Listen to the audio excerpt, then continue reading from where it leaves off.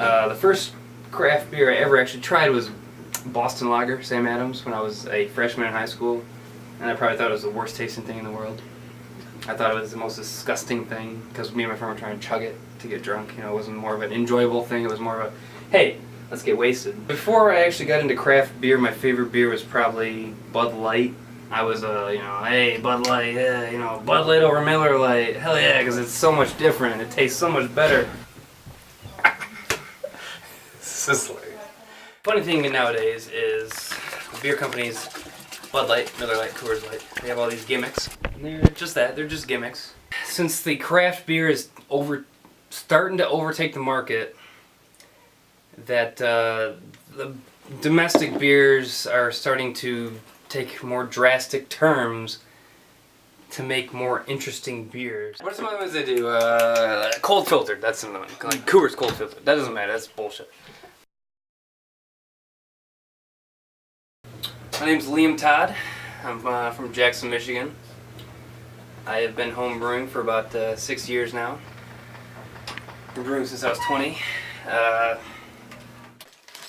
would now honestly consider myself a beer snob. I used to be just a beer geek. Beer geeks are different than beer snobs. They're just into every beer. They don't look down on people for their choices of beer or their ignorance, I should say, of beer. But now I would probably consider myself a beer snob nowadays. And there's no reason to be drinking that. There's no reason to be not out there trying different beers and finding the beer that makes you happy. Plus, the choices of just, it's not that much more money. It really isn't much more money to buy a 6-pack of Bud Light compared to a 6-pack of Shorts. No, I'll spend an extra $3, get the flavor, get more alcohol. But I'm totally a beer snob. I can honestly say it's been about 4 years since I've actually had a what they call macro lager, as in domestic lagers. Bud Light, Miller Lite, Coors Light, because I just don't drink to get drunk. It's an amazing byproduct of an amazing drink. You get drunk because you drink it, but the most part about it is it tastes amazing.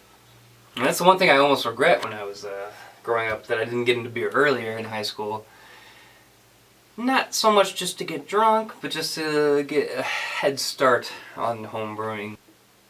We had it on tap at our house when we were 19 years old, and having a home brew on tap when you're 19 is just kind of a great thing when you're not supposed to be drinking. And then we started brewing batches at our house, which were very scatterbrained brewing batches.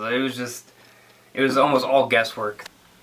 The biggest change I've made since I first started brewing to now is just basically being a Boy Scout.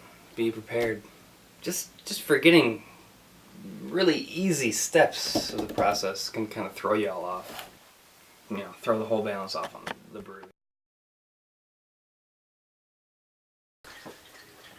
The best part of home brewing is definitely being able to have friends over, relaxing, drinking beers, having a good time, while in the process of making beers to have more good times with that beer, while brewing probably more beer to have more good times. It's just an endless cycle, pretty much.